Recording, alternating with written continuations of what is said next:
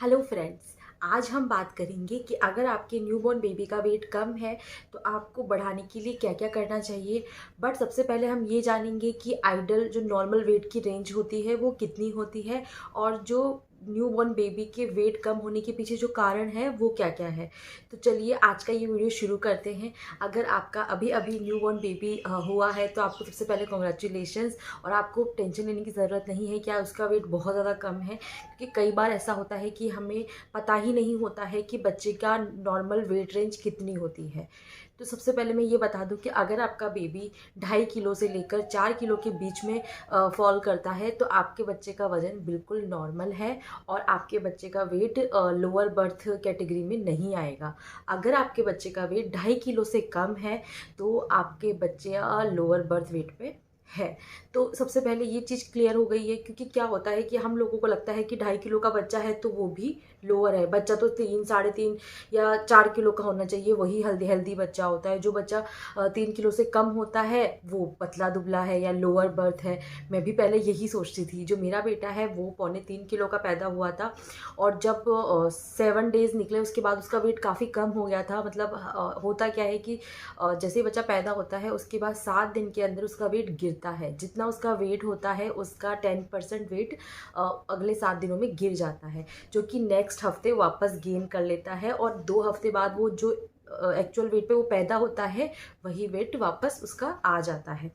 तो आज हम ये बात कर रहे हैं कि अगर आपके बच्चे का वेट कम है या आप अपने बच्चे के वेट को जल्दी से बढ़ाना चाहते हैं तो आप क्या क्या कर सकते हो। साथ ही हम ये भी बात करेंगे कि ऐसे कौन कौन से कारण हैं जिसकी वजह से बच्चे का जो वेट है वो कम होता है। तो चलिए शुरू करते हैं। सबसे पहले हम ये जानेंगे कि बच्चे के वेट कम होने के पीछे क्या क्या रीज़न है। सबसे पहला रीज़न तो ये होता है कि बच्चा पूरे टाइम से पहले ही हो गया है, या तो बच्चा प्रीमेच्योर हो गया है, या फिर बच्चा जैसे 40 वीक्स में पूरी प्रेगनेंसी कंप्लीट होती है। तो अगर बच्चा 40 वीक से पहले हो गया है तो बच्चे का वेट थोड़ा कम होने के आसार हो सकते हैं। रीज़न क्या होता है कि जब लास्ट की जो महीना होता है, 9वां जो महीना होता है, उसमें बच्चे का वेट बहुत फास्ट बढ़ता है। अगर आपके बच्चे की आपकी डिलीवरी पहले हो गई है तो वो जो बच्चा हफ्ते या 2 हफ्ते में जो गेन कर सकता था वो उसका नहीं बढ़ा है, इसीलिए उसका वेट थोड़ा कम है। सेकंड रीज़न होता है कि अगर माँ का ढंग से न्यूट्रिशन नहीं मिला हो पूरी, मतलब 9 महीने की जर्नी में उसने या तो ढंग से खाना नहीं खाया हो, किसी भी कारण से हो सकता है। चाहे वो आप कुछ भी कारण लगा सकते हैं, तो उसने सही ध्यान नहीं दिया हो या इकोनॉमिक रीज़न से। तो अगर बच्चे ने अगर सही से खाना, माँ ने अगर सही से खाना नहीं खाया है तो बच्चे का वेट कम होगा। तीसरा कारण हो सकता है कि आपके बर्थ का ऑर्डर क्या है। अगर आपका फर्स्ट बेबी है तो उसका वेट कंपेरेटिवली सेकंड बेबी से तुलना में कम होगा, ऐसा देखा गया है। नेक्स्ट कारण है कि अगर बच्चे को जो माँ है उसको कोई प्रॉब्लम है, अगर शुगर है, डायबिटीज़ है या कुछ भी कोई प्रॉब्लम है, तो उसकी वजह से भी बच्चे का लोअर बर्थ वेट होना एक नॉर्मल इसका एक कारण है। नेक्स्ट ये भी हो सकता है कि या ट्विंस हो या ट्रिपल्स हो, तो उस कारण में भी जो माँ का न्यूट्रिशन है वो बढ़ जाता है। एक तो एक बच्चों को मिलता है, एक दो बच्चों को मिलता है, तो इसी कारण भी बच्चों का जो वेट होता है वो कम होता है। तो ये कुछ कारण थे जिसके कारण बच्चों का वेट कम होता है, न्यूबॉर्न का स्पेशली। बट अब न्यूबॉर्न का वेट हम कैसे बढ़ाएं, क्योंकि ना हम उनको कुछ खिला सकते हैं, ना हम उनके ऊपर कुछ अलग से कुछ कर सकते हैं, तो हम उनका वेट कैसे बढ़ाएं। तो न्यूबॉर्न का वेट बढ़ाने का सबसे अच्छा तरीका है ब्रेस्ट मिल्क। आप जब भी आपके बच्चे को भूख लगे तब आप अपने बच्चे को ब्रेस्ट मिल्क दीजिए। अब कई बार ऐसा होता है कि कई माओं के ब्रेस्ट मिल्क नहीं आता है, तो आप उस केस में फार्मूला दे सकते हैं।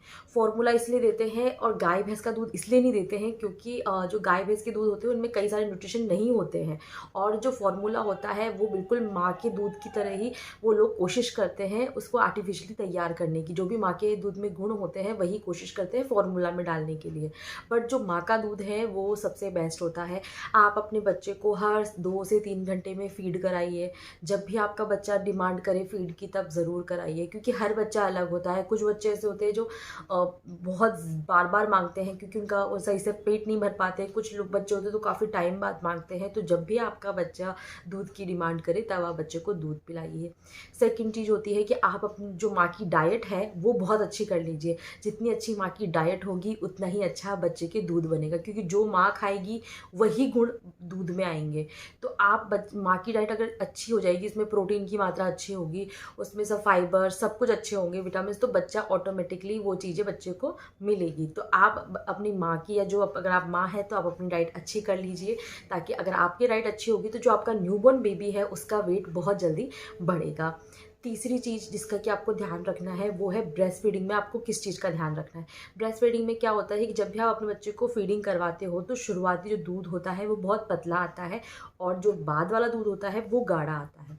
जो पहले दूध आता है जो पतला, वो आपके बच्चे को बीमारियों से बचाता है, और जो लास्ट का दूध होता है वो बच्चे के वेट गेन में हेल्प करता है। तो आपको क्या करना है कि आपको अपने बच्चे को दूध आपका जब एक ब्रेस्ट का पूरा हो जाए उसके बाद ही सेकंड पे स्विच करना है। जब तक आपके एक ब्रेस्ट में दूध, ऐसा नहीं कि आपने थोड़ा इसका पिलाया फिर थोड़ा इसका पिलाया, तो दोनों साइड पतला पतला दूध जाएगा बच्चे के। तो आप पहले एक ब्रेस्ट का कंप्लीट करवाए पूरा, उसके जैसे मान लीजिए उसने थोड़ा सा पिया है, फिर नेक्स्ट टाइम भी उसी से पिलाए, और उस जब तक उसका खत्म ना हो तब तक उससे पिलाए, देन आप दूसरे पे स्विच करें। अगर आप इस तरह से पिलाएंगे तो उसके वेट गेन में बहुत ज़्यादा आपको हेल्प होने वाली है। नेक्स्ट है कि आप ये कर सकते हो कि बच्चों की साफ़ सफाई का बहुत ध्यान रखें। उसको बीमार होने से जितना ज़्यादा आप बचा पाओगे, बच्चे का वेट उतनी अच्छा से बढ़ेगा। जैसे बच्चा बीमार होता है उसका वेट ड्रॉप हो जाता है, तो आप कोशिश करें कि उसके साफ़ सफाई का पूरा ध्यान रखें।